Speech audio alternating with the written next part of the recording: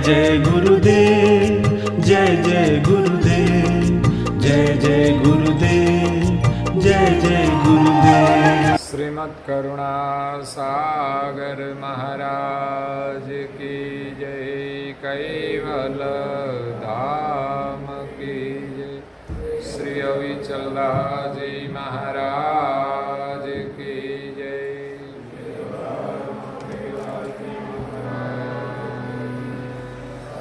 सत केवल साहेब, सत केवल साहेब, सत केवल साहेब। पंचम स्वसंवेद ग्रंथ परम गुरु श्रीमद् करुणा सागर रचित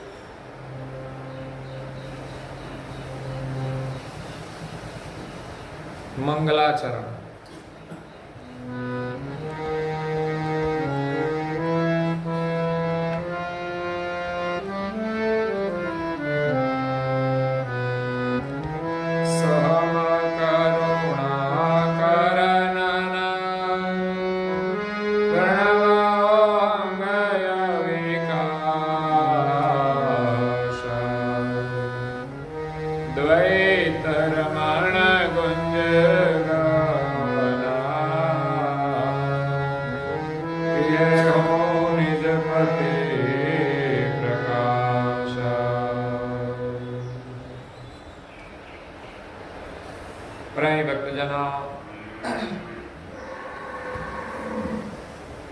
ज्ञान संप्रदाय के आद्य स्थापक अनंत ब्रह्मांडाधीश केवल कर्ता के परम विशेषांश सकर्ता सत केवल का महादस जान जान स्वरूप को अनेक न्यायों से प्रत्यक्ष प्रमाण से प्रतिपादन करने वाले अनंत अंशों के तारणहार महान समर्थ परम श्रेष्ठ परम विभूतिवान परम दयालु परम कृपा निधि कैवल धर्म धुरंधर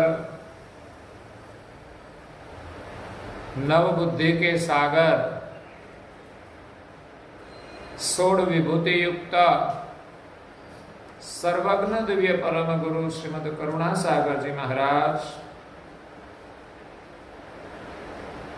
जगत का जीवों के कल्याण के लिए, जगत के जीवों को जगत कर्ता का संदेश देने के लिए, जगत के जीवों को जगत कर्ता का ज्ञान उपदेश देने के लिए इस विश्व में दिव्य देह धारण करके प्रकट हुए।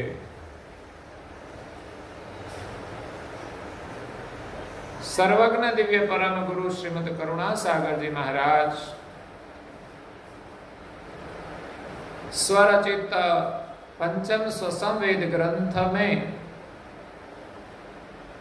मंगलाचरण से ग्रंथ का प्रारंभ करते हैं। कल पंचम स्वसंवेद ग्रंथ के नामकरण के माध्यम से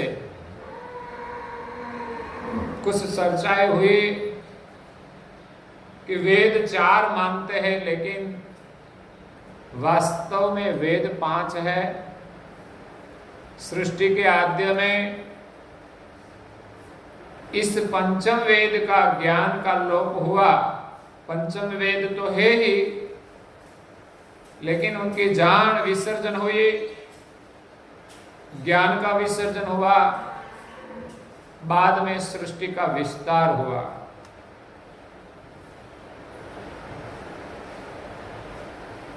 पंचम स्वसंवेद ग्रंथ में इस सृष्टि के सर्जनहार कौन है उसका ज्ञान है,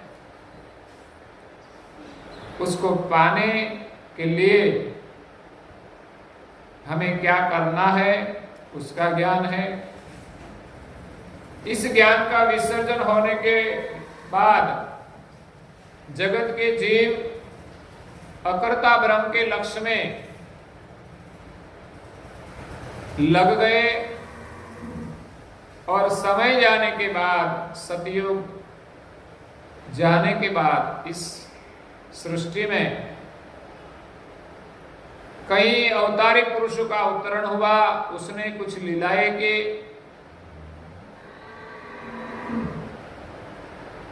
और जगत के जीव अकर्ता ब्रह्म के लक्ष्य से नीचे उतरकर सगुण उपासना में लग गए, अवतारी पुरुष की उपासना में लग गए, उनको सर्जनहार मानने लगे। समय जाने के बाद व्यास मुनि ने 18 पुराण की रचना की और सभी अवतारों का वर्णन करके उसकी महिमा का गान किया और सभी का भगवान के रूप में स्थापन किया। इसीलिए कलयुग में विशेष लोग इस सगुण उपासना में दृढ़ हो गए। इसीलिए निर्गुण लक्ष्य भी विसर्जन हुआ और सृष्टि के जो सर्जनहार है उसको सब अंश भूल गए। तो परम गुरु श्रीमद करुणासागर जी महाराज इस विश्व में पंचम स्वसंवेद ग्रंथ के माध्यम से जगत के सर्जनहार की पहचान कराते हैं। पंचम स्वसंवेद ग्रंथ, उनका जो नाम है स्वसम। स्व એટલે પોતે, हम, सम जिसमें समता है, स्थिरता है। तो स्वसम जे प्राण है, उनका जो स्वरूप है वो सम है। स्वसम की जो गति है वो सम रूप है। जिस स्वसम से इस सृष्टि का विस्तार हुआ है, स्वसम से 4 वेद का सर्जन हुआ है। 4 वेद का मूल स्वसम वेद है। आगे हुए ऋषि मुनि 4 वेद का अध्ययन करके अपनी वृत्ति निर्गुण ब्रह्म लक्ष्य के माध्यम से वो सोहंग ब्रह्म का ही भजन करते हैं। सोहंग ब्रह्म जो है वही स्वसम है और स्वसम का कारण इस सृष्टि के सर्जनहार है। लेकिन आगे हो गए ऋषि मुनियों की जो वृत्ति थी, उनकी जो दृष्टि थी, वो सोहंग ब्रह्म में लीन हो गई कि ब्रह्म की पार जो सर्जनहार है वहां तक नहीं पहुंची। जैसे समुद्र के अंदर कोई नमक का एक कण डाला जाए तो धीरे धीरे समुद्र में नीचे उतरकर समुद्रमय हो जाता है, लेकिन उनकी गहराई तक नहीं जा सकता। वैसे ही कई महापुरुषों ने 4 वेद का अध्ययन करके, प्रकृति का अनुभव करके अपनी वृत्ति को उपराम की और आगे जो संकादिक आदि ने निर्गुण ब्रह्म का लक्ष्य दिया था, वो लक्ष्य का भजन किया और अपनी वृत्ति को इसमें जोड़ा। लेकिन ये जो स्वसम है वो सम रूप है, इसीलिए जिसने भजन किया उनकी वृत्ति भी सम हुई। महादेव जी भी स्मशान में बैठकर सोहंग का ही भजन करते हैं और अपनी वृत्ति को सम करते हैं। प्रश्न होता है कि महादेव तो ईश्वर है, उसको तो सब दुनिया सर्जनहार मानती है, संहारक के रूप में। लेकिन संहार का कार्य जो है प्रकृति का, वो करके उसके मन में भी अशांति होती है। वो देव होते हुए भी सृष्टि का संहार का जो कार्य है वो करने से मन में अशांति होती है, क्योंकि वो काम तमोगुण का है। और तमोगुण आने से हमें भी जैसे तनाव का अनुभव होता है, आवेश का अनुभव होता है, वैसे स्वयं खुद शिव तो तमोगुण का रूप है। इसलिए सृष्टि का संहार कार्य तो होता है, लेकिन इससे उनको भी अशांति का अनुभव होता होगा, क्योंकि वो गुण के अवतार है। इसलिए गुण से अपना मन वृत्ति शांत करने के लिए वो भी श्मशान में बैठकर ध्यान करते हैं सोहंग ब्रह्म का, जो ब्रह्म प्रकाश है, जिस प्रकाश से सृष्टि का विस्तार हुआ है। इसीलिए तो आगे हो गए महापुरुष ऐसा ही मानते हैं कि ब्रह्म से ही सृष्टि उत्पन्न हुई है। लेकिन एक और वेदों में यही भी कहा है कि ये ब्रह्म है वो अकर्ता है, जो जिनको अकर्ता स्थापित किया जाए उनसे कुछ सर्जन हो सकता नहीं। सर्जन ब्रह्म से नहीं हुआ है, लेकिन सर्जन में ब्रह्म की कोई भूमिका तो है। इसीलिए परम गुरु श्रीमद करुणासागर जी महाराज यहां मंगलाचरण का प्रारंभ करते हैं। तो मंगलाचरण का अर्थ है मंगल आचरण। मंगलाचरण में सर्जनहार को स्तुति की जाती है, भगवान की प्रार्थना की जाती है, या तो गुरु की वंदना की जाती है। तो उनसे उत्तम आचरण संसार में और कोई नहीं है।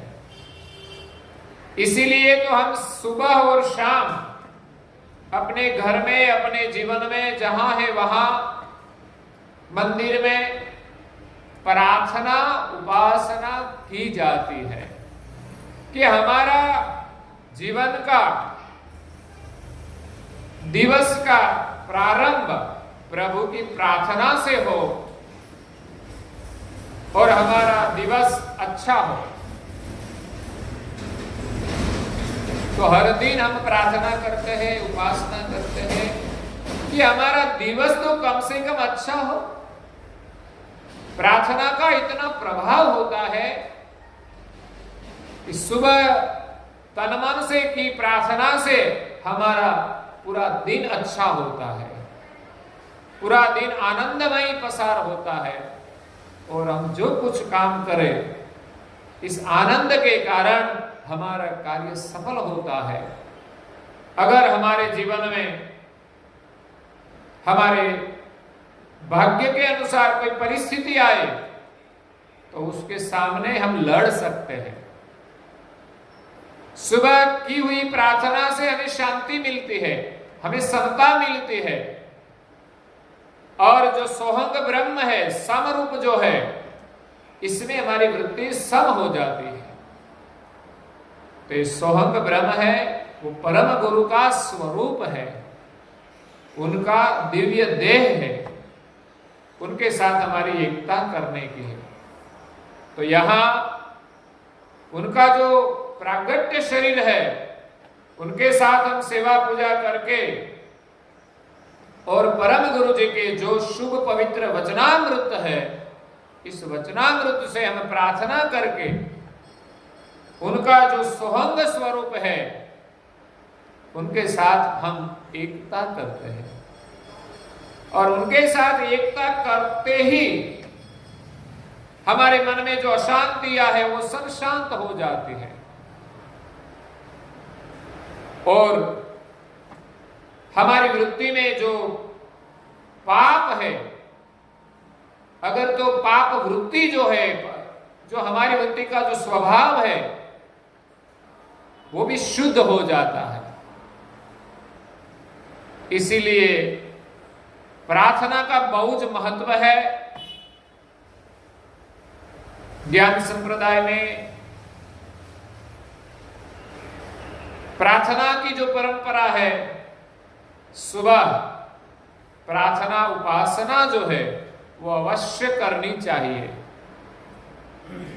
ऐसे तो परम गुरु जी ने प्रार्थना में, उपासना में ध्यान भजन करने को भी कहा है, वो भी जितना हो सके उतना करना चाहिए।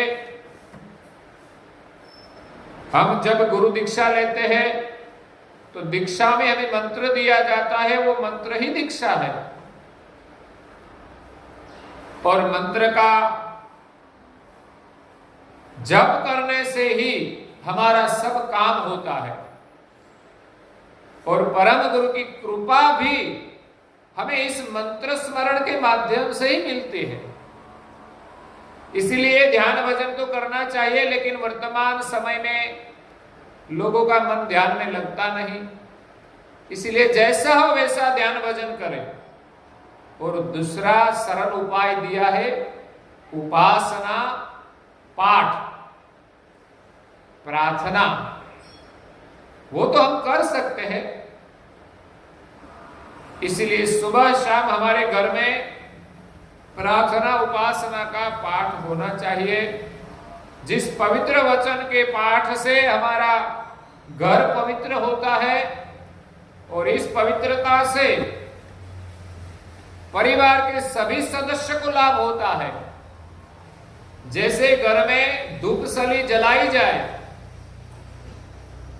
अगरबत्ती, उनकी सुगंध जो जलाए उसको तो आती है, उतना ही नहीं कि उनको ही आती है, लेकिन घर में जितने सदस्य है उन सभी को उनकी सुवास आती है।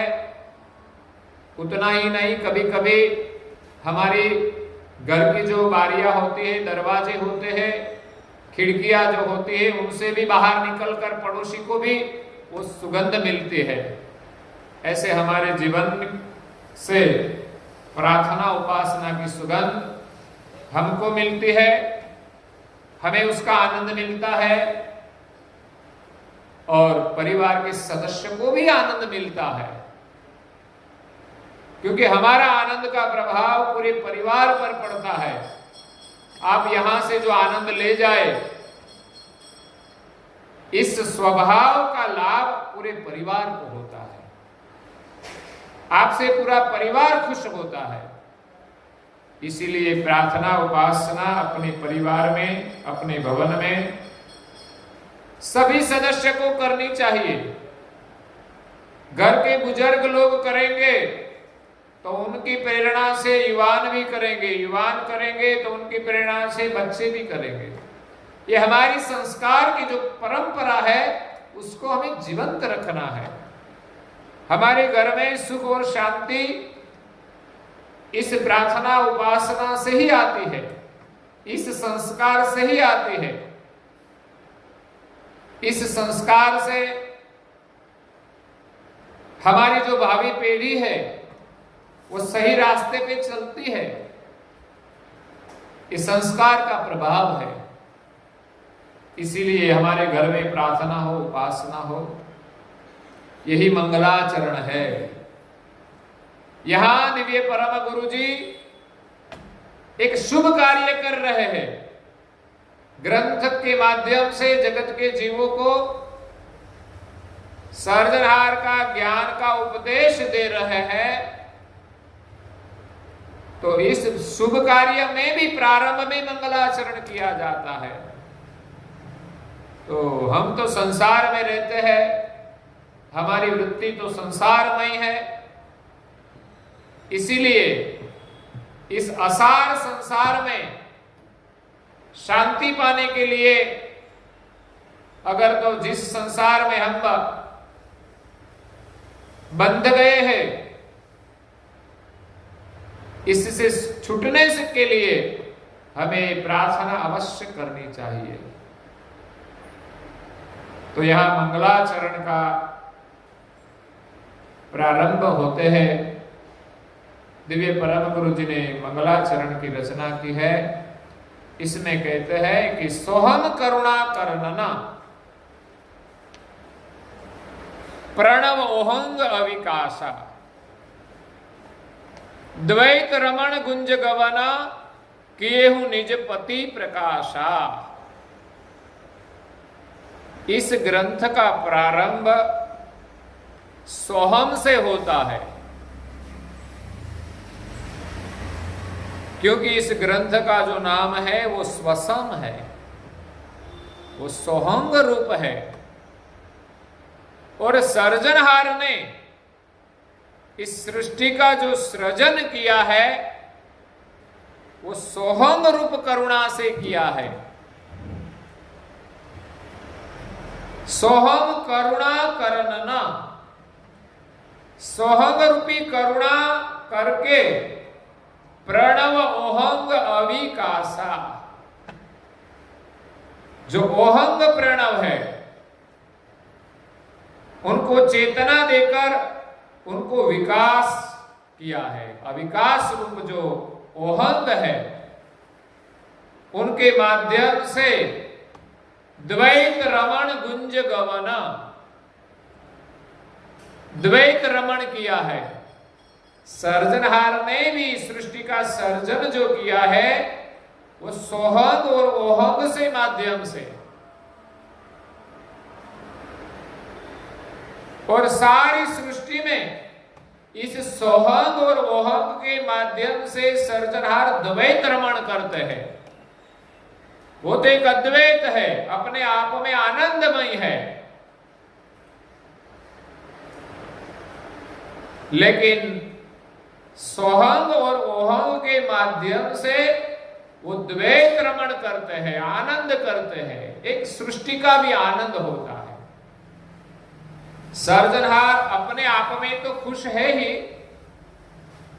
लेकिन इस सृष्टि का विलास करके द्वैत रमण करके एक और अलग आनंद करता है। जगत कर्ता ने इस सृष्टि का सर्जन क्यों किया है? आनंद के लिए। जैसे संसार में सभी अंश जो आनंद करते हैं तो अपने आप में अकेले तो आनंद में है, लेकिन फिर भी नीरस लगता है। अकेले में जो आनंद है वो मेले में नहीं है, लेकिन अकेले में भी कभी ये आनंद हमें नीरस लगता है। जैसे कोई साधु संत महात्मा योगी तपस्वी समाज से अलग होकर वो तप करने के लिए जाता है तो उसको आनंद तो मिलता ही है, लेकिन बाद में इस आनंद में वहां ही नहीं रहते, वो फिर समाज में आते हैं, बस्ती में आते हैं। जैसे बुद्ध संसार में थे, परिवार थे, वो परिवार को छोड़कर जंगल में जाकर, कई वन में जाकर उसने साधना की और जो बौद्धत्व प्राप्त हुआ, इस आनंद में तो वहां वो रह सकते थे, लेकिन वहां नहीं रहे। वो अपने आप तो आनंद में रहते थे, लेकिन उसको लगा कि सारा संसार दुखी है, तो उनको दुख से मुक्त कराने के लिए और अपने पास जो आनंद था समता का, इस सोहंग ब्रह्म का आनंद था, वो आनंद का प्रसाद लोगों को देने के लिए वो बस्ती में आए, तो वो कार्य करने में भी अधिक आनंद आता है। इसी प्रकार सर्जनहार अपने आनंद में तो थे, लेकिन इस सृष्टि का विलास किया। इस विलास से सर्जनहार को आनंद आता है। तो इस सृष्टि का जो विलास है वो सोहंग और ओहंग के माध्यम से करते हैं। सोहंग की करुणा से ओहंग के माध्यम से सृष्टि का विलास हुआ है और आनंद भी दोनों के माध्यम से होता है। तो सोहंग ब्रह्म वो क्या है कि सर्जनहार अखंड और अविनाशी है, एक देशी है। एक देशी का मतलब होता है कि जैसे सूर्य है वो एक देशी है, एक अपने स्थान पर है, वैसे सर्जनहार भी इस महाशून्य में अपने स्थान पर अचल है, अखंड है। और सूर्य का जो प्रकाश है वो एक देशी नहीं है, वो एक जगह पे नहीं रहता, वो व्यापक है, सर्वदेशी कहा जाता है। इसी प्रकार सर्जनहार एक देशी अखंड अविनाशी है, चैतन्य स्वरूप है, महान सजान जान स्वरूप है और उनका प्रकाश चौथ तरफ फैला हुआ है। सर्जनहार ने जब इस सृष्टि की सर्जन करने की इच्छा हुई तब वो अंतर्वृत्ति में ध्यानमय थे और उनको स्फुरना हुई कि हम अकेले हैं तो कुछ हम करें तो अच्छा, कुछ खेल बनाए। तो ऐसे ही हम अकेले बैठे हैं तो कुछ करें तो और आनंद मिलेगा। वो तो हम भी अनुभव करते हैं कि हमें कुछ काम करना है तो तकलीफ होती है, जब हम काम नहीं करते आराम करते हैं तो आनंद मिलता है। लेकिन और कुछ काम नहीं होता तब लंबे समय में हम काम बिना काम से कुछ ऐसा सोचते हैं कि बैठे बैठे तो ठीक नहीं लगता, समय नहीं जाता, तो हम कुछ काम करें तो आनंद आए, अच्छा लगे। वैसे ही सर्जनहार महाशून्य के मध्य में अपने आप में आनंद में थे, लेकिन सर्जनहार को कोई स्फुरना हुई कि अब कुछ करें तो अच्छा, ऐसे ही हम क्यों बैठे रहे हैं। तो सर्जनहार को इच्छा के साथ भाव जगा तो अपने संकल्प से इस सृष्टि का सृजन किया। निज कर्ता ने संकल्प के साथ विशेष अभिमान धारण किया, क्योंकि हमें कुछ करना है तो कुछ करने के लिए भी अभिमान धारण करना पड़ता है कि ये मुझे करना है और मुझसे हो सकता है, ऐसा भी सामर्थ्य होना चाहिए। तो कुछ करने के लिए ऐसा अहम में धारण किया और सोचा कि मैं अद्वैत हूं, मैं अकेला हूं, हम जो चाहे वो कर सकते हैं, उतना हम में सामर्थ्य है। इसलिए अपनी जो सजान दृष्टि से उसने देखा, अपनी जो अंतर्दृष्टि थी वो खोलकर बाह्य दृष्टि से देखा कि अपना प्रकाश तो चारों तरफ फैला हुआ है, तो कुछ करने के लिए कुछ जगह तो चाहिए ना, करने के लिए कुछ भूमि तो चाहिए। माना कि कोई खेडूत है, उनको इच्छा है कि मुझे खेती करनी है, लेकिन जमीन तो चाहिए। किसी को व्यापार करना है तो व्यापार करने के लिए भी कुछ जगह चाहिए। वैसे सर्जनहार ने सोचा कि हम अकेले हैं, सब कुछ कर सकते हैं, और करने के लिए चारों तरफ जो प्रकाश है, विस्तार है, वो भी बहुत बड़ा है। इसमें तो हम जितना चाहे उतना बड़ा खेल बना सकते हैं।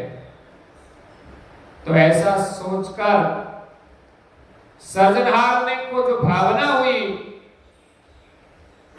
वो प्रकाश ब्रह्म में इस भावना सम्मिलित हुई। वो सृजनहार की जो सजान जान वृत्ति है वो ब्रह्म प्रकाश में सम्मिलित हुई, वही प्रकाश ब्रह्म वृत्ति है। प्रकाश तो था ही, वो तो जड़ था,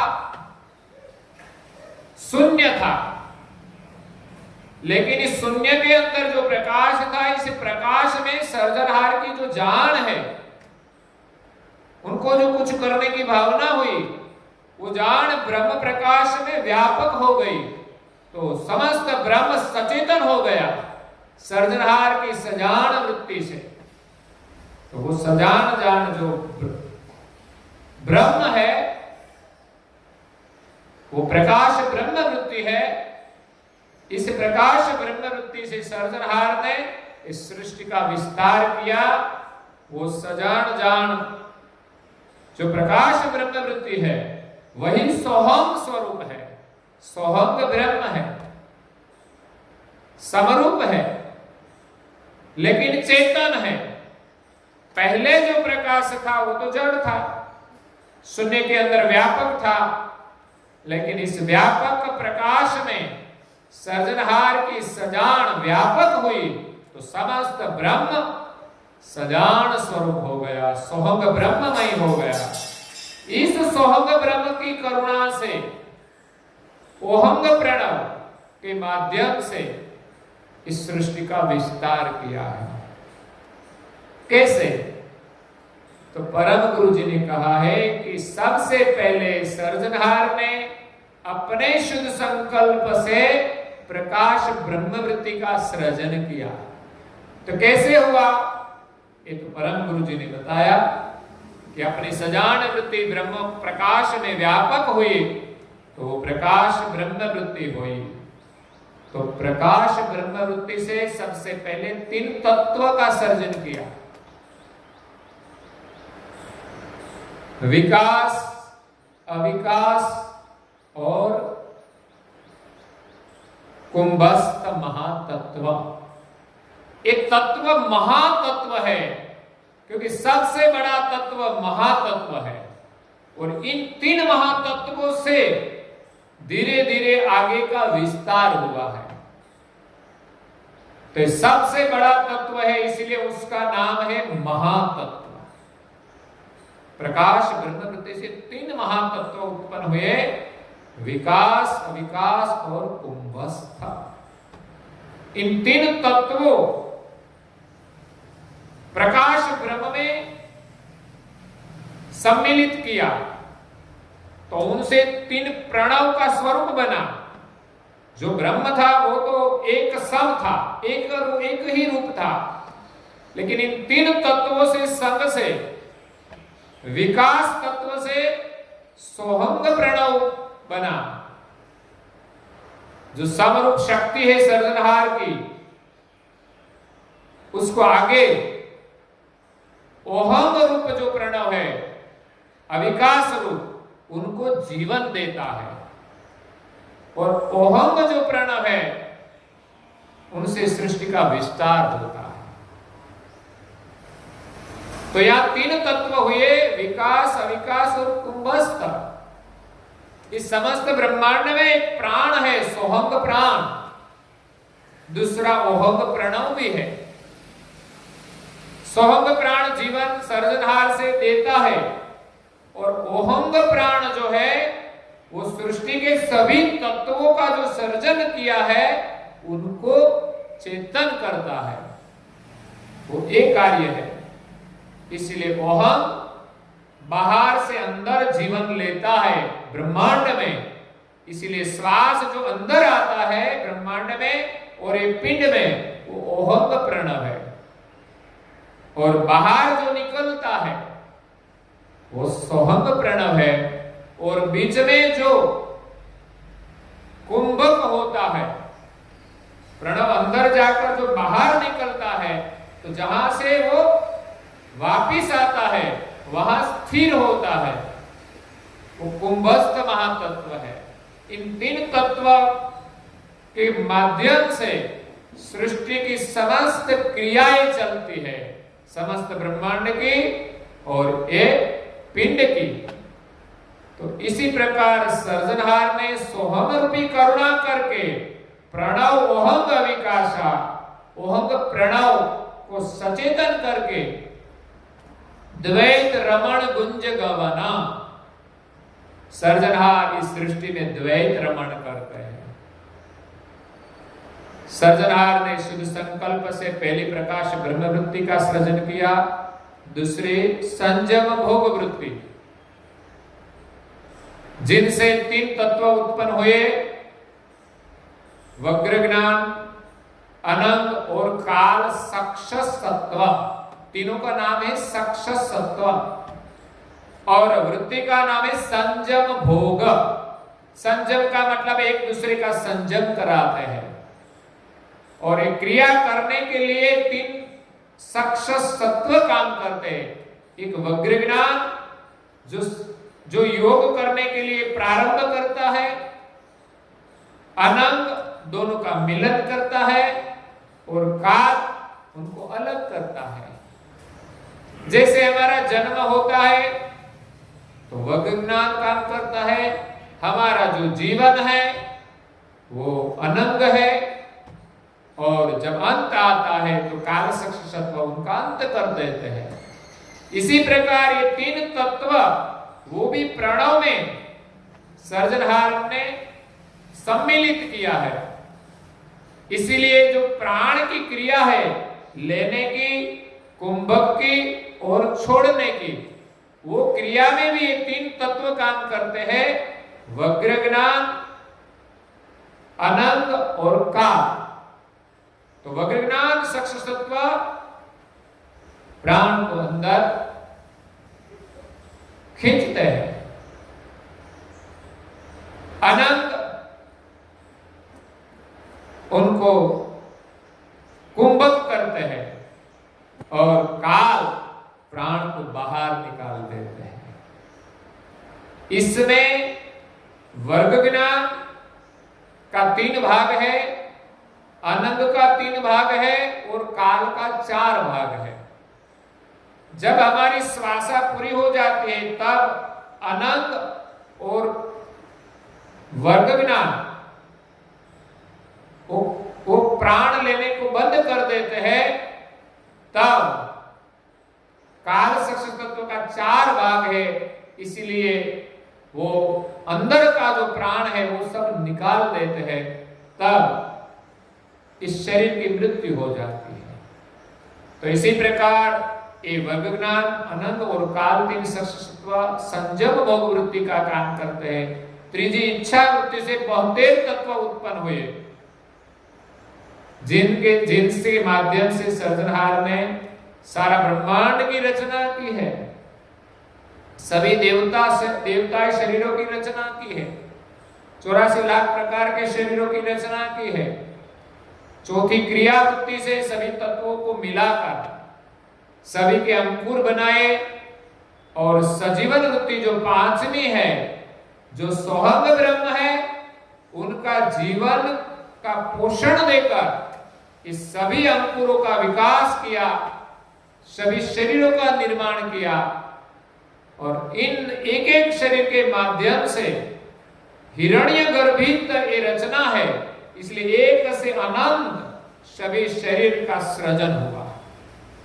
और शरीर तो बना, लेकिन वो अपने आप कुछ काम करता नहीं था। तब सर्जनहार ने सोचा कि ये सब रचना तो ये तत्वों की है, इस सभी तत्वों का सर्जन तो शून्य से हुआ है।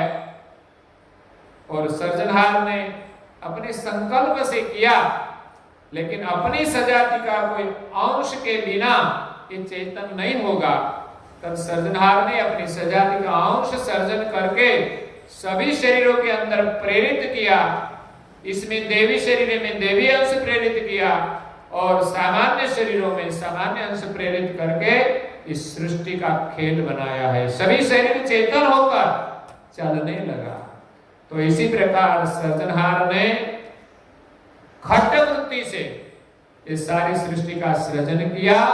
इसमें सोहंग प्रणव की करुणा से, उसके माध्यम से और ओहंग प्रणव के माध्यम से सृजनहार सृष्टि में द्वैत रमण करते हैं और द्वैत रमण करके किए हूं निज पति प्रकाशा। सृजनहार ने इस सारी सृष्टि का प्रकाश किया है और इस सृष्टि का आनंद करते हैं। तो हम उनका विस्तार से जो वर्णन किया है वो आगे कल सुनेंगे और आज के प्रवचन को हम यहाँ विराम देते हैं। अस्तु सत्केवल साई। श्रीमद् करुणा सागर जी महाराज की, कैवल धाम की जय। श्री अविचला जी महाराज की जय।